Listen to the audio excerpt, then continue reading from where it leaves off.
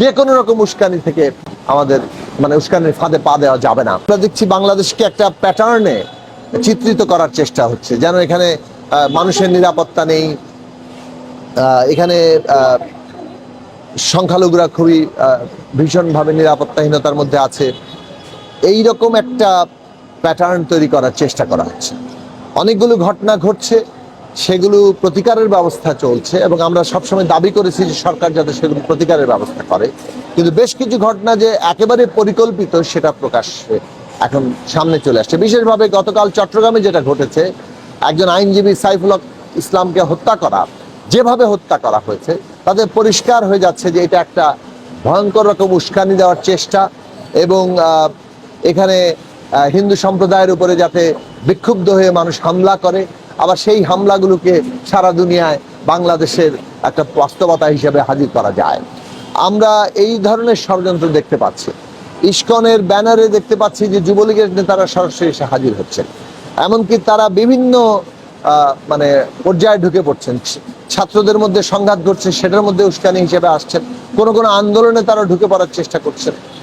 তো আমরা যে কথাটা বলতে চাচ্ছি যে এমনকি আমরা দেখতে পাচ্ছি যে সংবাদ মাধ্যমের উপরেও একটা এমনভাবে হুমকি তৈরি হচ্ছে, যেমন বিশেষভাবে প্রথম আলো এবং ডেইলি স্টারের সামনে যে ঘটনাগুলো ঘটছে।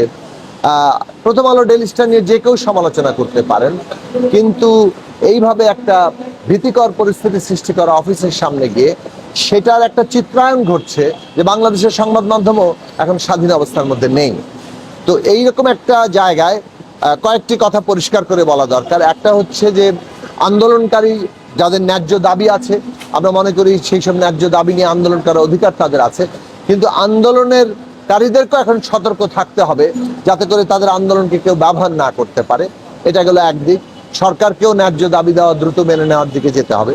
2 নম্বর হচ্ছে যে এই যে পরিকল্পিত উস্কানি সৃষ্টির চেষ্টা হচ্ছে, সেই ক্ষেত্রে আমাদের জনগণকে এই ফ্যাসিবাদের বিরুদ্ধে আমরা যারা লড়াই করেছি এবং আমাদের এই যে বিরাট আমাদের ছাত্র শ্রমিক তরুণদের যে আত্মত্যাগ, সেই বিষয়কে আমাদের চেতনায় ধারণ করে আমাদেরকে আজকে যে কোনো রকম উস্কানি থেকে আমাদের উস্কানির ফাঁদে পা দেওয়া যাবে না, সেই অবস্থা গ্রহণ করতে হবে। বিশেষভাবে আমরা সমস্ত ধর্মের মানুষকেই বলবো যে উস্কানিমূলক জায়গা থেকে আমরা যাতে তাদের ফাঁদে পা না দিই এবং বিশেষভাবে যারা এই ষড়যন্ত্রগুলো করছে তাদেরকে আমরা রাজনৈতিকভাবে প্রতিরোধ করার দিকে অগ্রসর হই।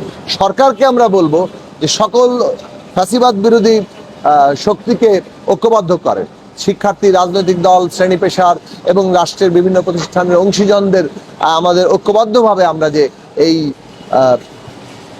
গণতন্ত্রকে রক্ষা করার জন্য লড়াই করছি, অভ্যুত্থানকে রক্ষা করার জন্য লড়াই করছি এবং যারা ষড়যন্ত্র করছে তাদেরকে আমরা প্রতিরোধ গড়ে তোলার, গণপ্রতিরোধ গড়ে তোলার যে আমরা আহ্বান জানাচ্ছি, সেই দিশাটা মানুষের সামনে হাজির করা দরকার। সেই বিষয়ে সরকার উদ্যোগ নেবে এবং বিশেষভাবে সমস্ত ঘটনাগুলোর যথাযথ তদন্ত করে এগুলো প্রতিরোধ